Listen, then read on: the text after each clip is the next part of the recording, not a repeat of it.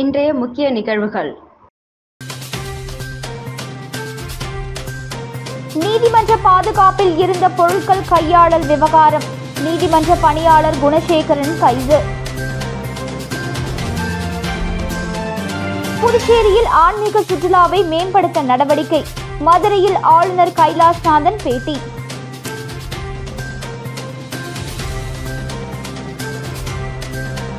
தனியார் நிறுவனத்தில் தீ விபத்து. பல லட்சம் ரூபாய் மதிப்பிலான பொருட்கள் எரிந்து சேதம்.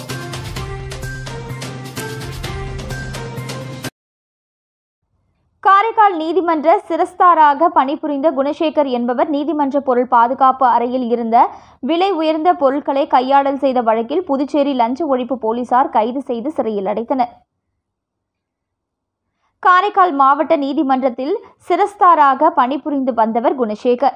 இவர் நீதிமன்ற வளாகத்தில் உள்ள பொருள் பாதுகாப்பு அறையில் நீதிமன்றத்தில் ஒப்படைக்கப்பட்ட வழக்கு தொடர்பான தங்கம், வெள்ளி உள்ளிட்ட விலை உயர்ந்த பொருட்களை பாதுகாப்பு வைத்திருந்தார். இந்த நிலையில் காரைக்கால் சிரஸ்தாராக பணிபுரிந்து வந்த குணசேகர் புதுச்சேரிக்கு பணியிடை மாற்றம் செய்யப்பட்டார். புதுச்சேரிக்கு பணியிட மாற்றம் செய்யப்பட்ட குணசேகர் காரைக்காலில் புதியதாக நியமிக்கப்பட்டவரிடம் பொருட்களின் விவரங்களை ஒப்படைக்க வேண்டும். ஆனால் பொருட்களின் விவரங்களை ஒப்படைக்காமல் புதுச்சேரிக்கு சென்ற குணசேகர் காரைக்கால் மாவட்ட நீதிபதி பலமுறை வலியுறுத்தியும் பொருட்கள் விவரங்களை ஒப்படைக்கவில்லை. காரைக்கால் பொருள் பாதுகாப்பு அறையின் சாவியையும் ஒப்படைக்காத நிலையில் கடந்த மாதம் காரைக்கால் மாவட்ட நீதிபதி உத்தரவின் பேரில் நீதிமன்ற ஊழியர்கள் பொருள் பாதுகாப்பு அறையின் பூட்டை உடைத்து சோதனை செய்தனர். அப்பொழுது அறையில் இருந்த விலை உயர்ந்த பொருட்கள் காணாமல் போனது தெரியவந்தது. இதைத் தொடர்ந்து காரைக்கால் மாவட்ட நீதிமன்ற அதிகாரி புதுச்சேரி லஞ்ச ஒழிப்பு காவல்துறையில் அளித்த புகாரின் பேரில் கடந்த மாதம் வழக்கு பதிவு செய்து தீவிர விசாரணை மேற்கொண்டு வந்தனர். இந்த நிலையில் நீதிமன்றத்தில் பொருட்களை கையாடல் செய்த குணசேகர் தலைமறைவாக இருந்த நிலையில் அவரை தனிப்படை அமைத்து தேடி வந்தனர். இதனை அடுத்து புதுச்சேரியில் அவரது வீட்டில் குணசேகரனை லஞ்ச ஒழிப்பு காவல்துறை போலீசார் கைது செய்து காரைக்கால் நீதிமன்றத்தில் ஆஜர்படுத்தி காரைக்கால் சிறையில் அடைத்தனர். சித்தர்கள் வாழ்ந்த புதுச்சேரியை ஆன்மீக சுற்றுலாவை மேம்படுத்துவதற்கு தேவையான நடவடிக்கைகளை எடுத்து வருவதாக துணைநிலை ஆளுநர் கைலாஷ்நாதன் தெரிவித்துள்ளார். மதுரையில் நடைபெற்று வரும் முருக பக்தர்கள் மாநாட்டில் புதுச்சேரி துணைநிலை ஆளுநர் கைலாஷ்நாதன் கலந்து கொண்டார். அங்கு நிறுவப்பட்டுள்ள அறுபடை வீடு முருக கடவுளை கற்பூர ஆரத்தி எடுத்து வழிபட்டார். தொடர்ந்து செய்தியாளர்களிடம் பேசிய துணைநிலை ஆளுநர் தான் ஒரு முருக பக்தனாக தன்னுடைய குல தெய்வமாக முருகனை வழிபட வந்திருப்பதாகவும் முருக கடவுள் பழங்காலத்தில் இருந்து தமிழர்களால் வழிபடும் கடவுளாக இருப்பதாகவும் உலகம் எங்கும் தமிழர்கள் முருக வழிபாட்டை கொண்டு சென்று இருப்பதாகவும் தமிழ்நாட்டில் படித்து வளர்ந்த தான் குஜராத்தில் 45 ஆண்டுகளாக பணியாற்றிய போதும் முருக வழிபாட்டை இன்னும் மறக்கவில்லை என்றும் முருகன் மீது உள்ள பக்தியின் காரணமாக வந்திருப்பதாகவும் தெரிவித்தார். தொடர்ந்து பேசிய அவர் புதுச்சேரியில் ஆன்மீக சுற்றுலாவை வளர்ப்பதற்கான முயற்சிகள் முழு மூச்சாக நடைபெற்று வருகிறது. புதுச்சேரியில் பழமையான கோவில்கள் இருக்கின்றன, சித்தர் பீடங்கள் நிறைய இருக்கின்றன. அவற்றையெல்லாம் இணைத்து ஆன்மீக சுற்றுலாவை மேம்படுத்துவதற்கு அரசு திட்டமிட்டு இருக்கிறது. இங்கே அறுபடை வீடுகளை ஒன்றாக வைத்து கட்டியிருக்கிறார்கள். எப்படி செய்திருக்கிறார்கள் என்பதை பார்க்க வந்தேன் என்றார். புதுச்சேரியில் புதுச்சேரி ஸ்பிரிச்சுவல் டூரிஸ்ட் சென்டராக டெவலப் பண்ணுறதுக்கு நாங்கள் ட்ரை பண்ணிகிட்ருக்கோம். உங்களுக்கு எல்லாம் தெரியும், புதுச்சேரியில் ரொம்ப பழைய கோயில்கள் இருக்குது. அதை தவிர அங்கே 21க்கு மேல் சித்த சமாதிகள் அந்த கோயில்களில் இருக்குது. இப்போ இந்த சித்த சமாதிகளை இப்போ அது எப்படி ஒரு டூரிஸ்ட் அட்ராக்ஷனுக்காக கொண்டு வர முடியும், டெவலப் பண்ண முடியும்னு அதை பார்க்க. அதனால தான் இங்கே 6 கோயிலுக்கு அந்த மாடல் போட்டிருக்காங்க. அதை பார்க்குறதுக்கு தான் இன்றைக்கி நான் ஸ்பெஷலாக இங்கே. புதுச்சேரி காமராஜர் சாலையில் இயங்கி வந்த தனியார் சாஃப்ட்வேர் நிறுவனத்தில் மின் கசிவு காரணமாக ஏற்பட்ட தீ விபத்தில் ஏசி மற்றும் கம்ப்யூட்டர் உட்பட பல லட்சம் மதிப்பிலான பொருட்கள் சேதம். தீயணைப்புத் துறையினர் விரைவாக தீயை அணைத்ததால் அசம்பாவிதங்கள் தவிர்க்கப்பட்டது. இதன் காரணமாக அப்பகுதியில் 2 மணி நேரம் போக்குவரத்து பாதிக்கப்பட்டது. புதுச்சேரி காமராஜர் சாலையில் உள்ள வணிக வளாகத்தில் 3வது மாடியில் தனியார் சாஃப்ட்வேர் நிறுவனம் செயல்பட்டு வருகிறது. இங்கு மின் கசிவு காரணமாக டியூப்லைட் வெடித்து தீ விபத்து ஏற்பட்டதில் தீ மளமளவென மின் ஒயர்கள் மூலம் பல்வேறு இடங்களுக்கு பரவிய நிலையில் அங்கு பணிபுரிந்த 20க்கும் மேற்பட்ட ஊழியர்கள் அலறி அடித்துக்கொண்டு வெளியே ஓடி வந்தனர். மேலும் தீ விபத்து குறித்து அருகில் இருந்தவர்கள் தீயணைப்புத் துறைக்கு தகவல் தெரிவித்ததன் பேரில் சம்பவ இடத்திற்கு வந்த தீயணைப்புத் துறையினர் தண்ணீரை பீச்சி அடித்து தீயை கட்டுக்குள் கொண்டு வந்தனர். இந்த தீ விபத்தில் ஏசி மற்றும் கம்ப்யூட்டர் உட்பட பல லட்சம் மதிப்பிலான பொருட்கள் சேதமடைந்தது.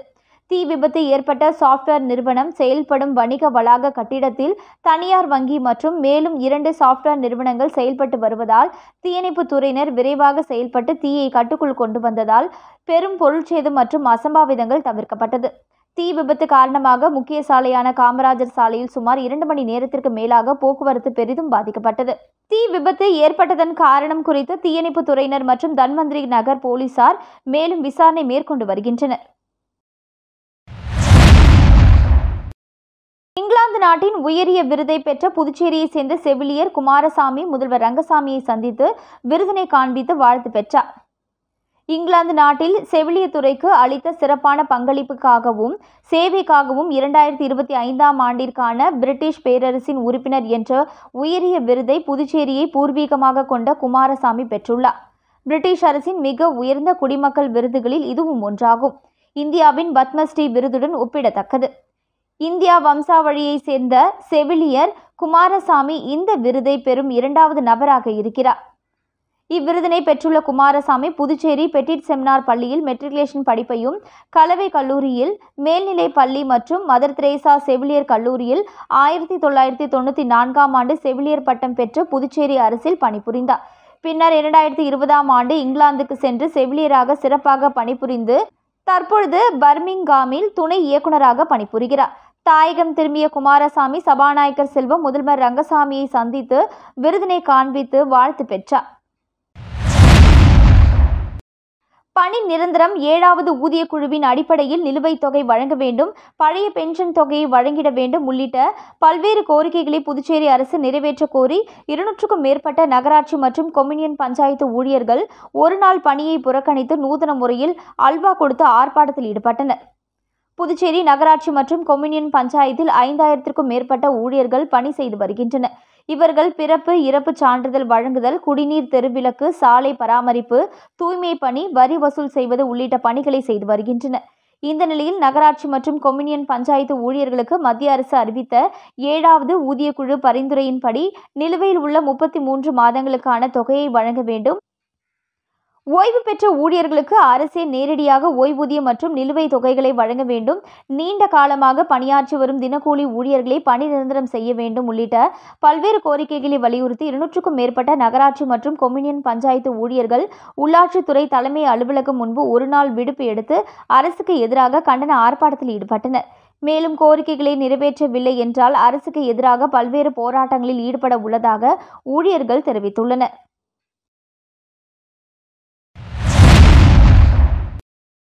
புதுச்சேரி பிள்ளைத்தோட்டம் பகுதியில் உள்ள வீட்டுக்குள் சென்ற மர்ம நபர்கள் அங்கிருந்து 2 லட்சம் ரூபாய் மதிப்பிலான தங்கம், வெள்ளி பொருட்கள் மற்றும் 3,30,000 ரூபாய் ரொக்க பணத்தை திருடி சென்றது தொடர்பாக போலீசார் வழக்கு பதிவு செய்து விசாரணை நடத்தி வருகின்றனர்.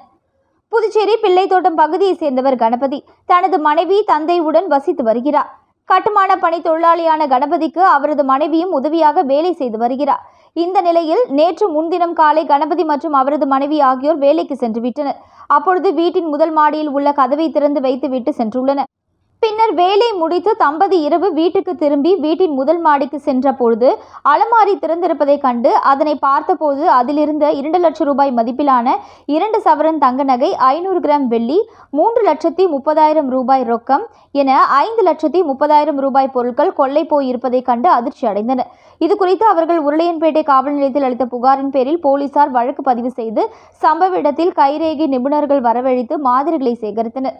தொடர்ந்து இந்த சம்பவத்தில் ஈடுபட்டவர்கள் குறித்து தொடர் விசாரணையில் போலீசார் ஈடுபட்டு வருகின்றனர்.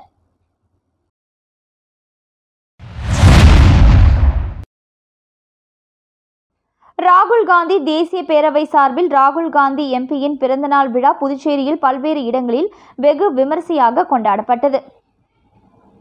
அகில இந்திய காங்கிரஸ் கட்சியின் முன்னாள் தலைவரும் மக்களவை எதிர்க்கட்சி தலைவருமான ராகுல் காந்தி எம்பியின் பிறந்தநாள் விழா ராகுல் காந்தி தேசிய பேரவை சார்பில் புதுச்சேரியில் பல்வேறு இடங்களில் வெகு விமரிசையாக கொண்டாடப்பட்டது.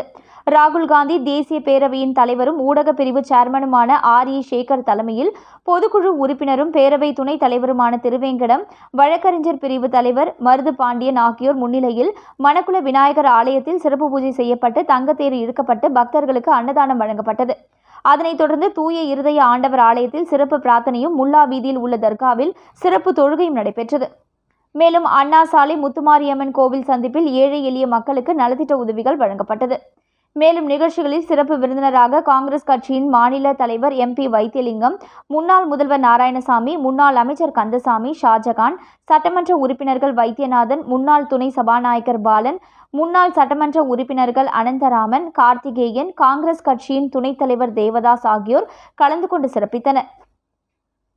மேலும் புதுச்சேரி பிரதேச காங்கிரஸ் நிர்வாகிகள் அசோகன், தயாளன், பிரபு, ஆனந்த பத்மநாபன், ரகுமான், இளையராஜா, தனுசு, சங்கர், ராஜா, ராமன், லோகையன், சாம்பசிவம், விஜயலட்சுமி, ஜெயமூர்த்தி, மகளிர் காங்கிரஸ் தலைவி நிஷா, இளைஞர் காங்கிரஸ் தலைவர் ஆனந்தபாபு, டாக்டர் விஜயகுமாரி, முத்தமிழ், ஜெயலட்சுமி, காங்கேயன், செந்தில்குமார், ஐயப்பன், சங்கர், அங்காளன், கண்ணன், ஜெகவீர பாண்டியன், சூசைராஜ், சார்லஸ், ஆறுமுகம், பரணி, செந்தில்குமார் உட்பட காங்கிரஸ் நிர்வாகிகள் திரளாக கலந்து கொண்டனர். பாக்கம்பேட் பகுதியை சேர்ந்த மறைந்த ஆறுமுகம் அவர்களின் முதலாம் ஆண்டு நினைவு தினத்தை முன்னிட்டு சுடுகாடு பகுதியில் கைப்பம்பு அமைத்து கொடுத்த குடும்பத்தினர். புதுச்சேரி மாநிலம் ஊசுடு சட்டமன்ற தொகுதிக்கு உட்பட்ட கூடப்பாக்கம்பேட் பகுதியில் மறைந்த ஆறுமுகம் அவர்களின் முதலாம் ஆண்டு நினைவு தினம் அனுசரிக்கப்பட்டது. இதனை ஒட்டி சுடுகாட்டு பகுதியில் பொதுமக்கள் காரியங்களில் ஈடுபடும் பொழுது தண்ணீர் பற்றாக்குறை சூழ்நிலை நிலவி வந்தது. இதனை கருத்தில் கொண்டு ஆறுமுகம் குடும்பத்தினர் பொதுமக்களின் பிரச்சனையை போக்கும் வகையில் கைப்பம்பு குடிநீர் அமைத்து பொதுமக்களுக்கு அர்ப்பணித்தனர். இதனைத் தொடர்ந்து பொதுமக்களுக்கு இனிப்புகள் வழங்கப்பட்டது. இந்நிகழ்ச்சியில் வரதராசு, அருள், ஏழுமலை உட்பட கூடப்பாக்கம் கிராம மக்கள், ஊர் முக்கியஸ்தர்கள் என திரளானோர் கலந்து கொண்டு விழாவினை சிறப்பித்தனர்.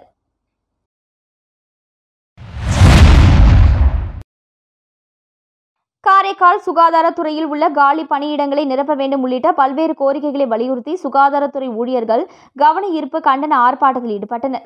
புதுச்சேரி மாநிலம் காரைக்கால் மாவட்டத்தில் உள்ள சுகாதாரத்துறை ஊழியர்களுக்கு 7வது ஊதியக்குழு பரிந்துரைத்த நிலுவைத் தொகையை வழங்கவும், சுகாதாரத்துறை ஊழியர்கள் பற்றாக்குறையை போக்க அனைத்து பிரிவு காலி பணியிடங்களை நிரப்ப வேண்டும் உள்ளிட்ட பல்வேறு கோரிக்கைகளை வலியுறுத்தி காரைக்கால் மாவட்ட சுகாதாரத்துறை ஊழியர் சங்கம் சார்பாக காரைக்கால் நேரு நகர் நலவழித்துறை அலுவலக வாயிலில் புதுச்சேரி அரசுக்கு எதிராக கவன ஈர்ப்பு கண்டன ஆர்ப்பாட்டத்தில் ஈடுபட்டனர். இந்த கண்டன ஆர்ப்பாட்டத்தில் 100க்கும் மேற்பட்ட சுகாதாரத்துறை ஊழியர்கள் கலந்து கொண்டு தங்களது கோரிக்கைகளை வலியுறுத்தி புதுச்சேரி அரசுக்கு எதிராக கண்டன கோஷங்களை எழுப்பி கண்டன ஆர்ப்பாட்டத்தில் ஈடுபட்டனர். ராகுல் காந்தி MPயின் பிறந்தநாள் விழா வில்லியனூர் சட்டமன்ற தொகுதிக்கு உட்பட்ட பல்வேறு இடங்களில் வெகு விமரிசையாக கொண்டாடப்பட்டது. அகில இந்திய காங்கிரஸ் கட்சியின் முன்னாள் தலைவரும் மக்களவை எதிர்க்கட்சி தலைவருமான ராகுல் காந்தி MPயின் பிறந்தநாள் விழா வில்லியனூர் சட்டமன்ற தொகுதிக்கு உட்பட்ட B. தட்டாஞ்சாவடி, சுல்தான்பேட்டை, வில்லியனூர் ஆகிய இடங்களில் காங்கிரஸ் சிறுபான்மை பிரிவு தலைவர் முகமது அசன் தலைமையில் பொதுமக்களுக்கு இனிப்பு மற்றும் அன்னதானம் உள்ளிட்ட நலத்திட்ட உதவிகள் வழங்கி வெகு விமரிசையாக கொண்டாடப்பட்டது. இந்நிகழ்ச்சியில் சிறப்பு விருந்தினராக காங்கிரஸ் கட்சியின் மாநில தலைவர் MP வைத்தியலிங்கம், முன்னாள் முதல்வர் நாராயணசாமி, சட்டமன்ற உறுப்பினர் வைத்தியநாதன், முன்னாள் சட்டமன்ற உறுப்பினர்கள் அனந்தராமன், கார்த்திகேயன், புதுச்சேரி மாநில சிறுபான்மை பிரிவு அகில இந்திய பொறுப்பாளர் மீரா உசேன், பொதுச் செயலாளர் ரகுமான், சிவ சண்முகம், மகளிர் அணி தலைவி நிஷா ஆகியோர் கலந்து கொண்டு சிறப்பித்தனர். இந்நிகழ்ச்சியில் புதுச்சேரி பிரதேச காங்கிரஸ் நிர்வாகிகள் கார்த்திக், ராஜவேலு, உபைது ரகுமான், பூபாலன், மங்கலம், தொகுதி வட்டார காங்கிரஸ் விநாயகமூர்த்தி முதலியார், வீரமுத்து, கனக சுப்பராயன், ராமச்சந்திரன், சேவா தள தலைவர் வீரபாண்டி, பழனி தர்மலிங்கம், ராஜேந்திரன் உட்பட கட்சி நிர்வாகிகள் ஏராளமானோர் கலந்து கொண்டு விழாவினை சிறப்பித்தனர்.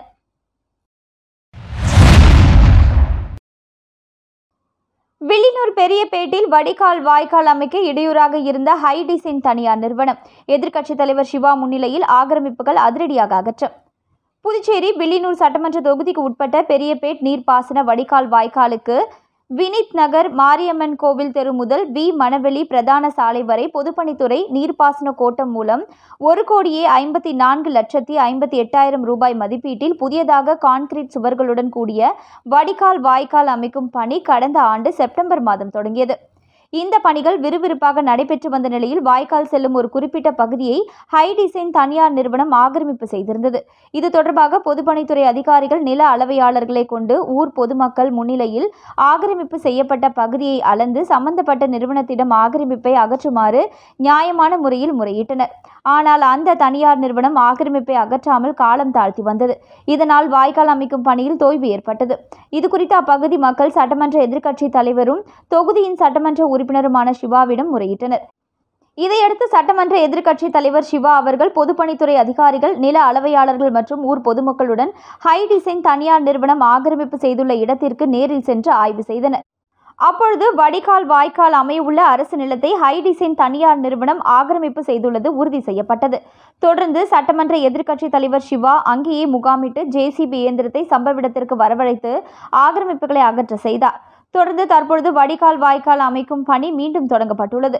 நீண்ட நாட்களாக நிறுத்தப்பட்ட பணி சட்டமன்ற எதிர்க்கட்சி தலைவர் சிவாவின் தீவிர முயற்சியால் மீண்டும் தொடங்கப்பட்டதற்கு அப்பகுதி மக்கள் நன்றி தெரிவித்தனர். இதில் பொதுப்பணித்துறை நீர்ப்பாசன கோட்ட செயற்பொறியாளர் ராதாகிருஷ்ணன், உதவி பொறியாளர் மதிவாணன், இளநிலை பொறியாளர் சங்கர் மற்றும் ஊர் முக்கியஸ்தர்கள், திமுக பிரமுகர்கள் உட்பட ஏராளமானோர் கலந்து கொண்டனர். மீண்டும் இன்றைய முக்கிய நிகழ்வுகள். நீதிமன்ற பாதுகாப்பில் இருந்த பொருட்கள் கையாளல் விவகாரம், நீதிமன்ற பணியாளர் குணசேகரன் கைது. புதுச்சேரியில் ஆன்மீக சுற்றுலாவை மேம்படுத்த நடவடிக்கை, மதுரையில் ஆளுநர் கைலாஷ்நாதன் பேட்டி.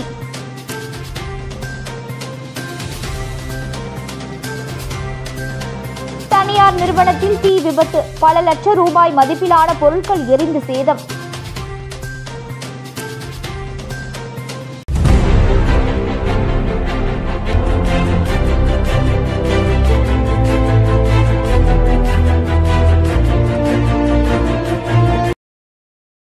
செய்திகளை உடனுக்குடன் தெரிந்து கொள்ள மெட்ரோ யூடியூப் சேனலை சப்ஸ்கிரைப் செய்யவும்.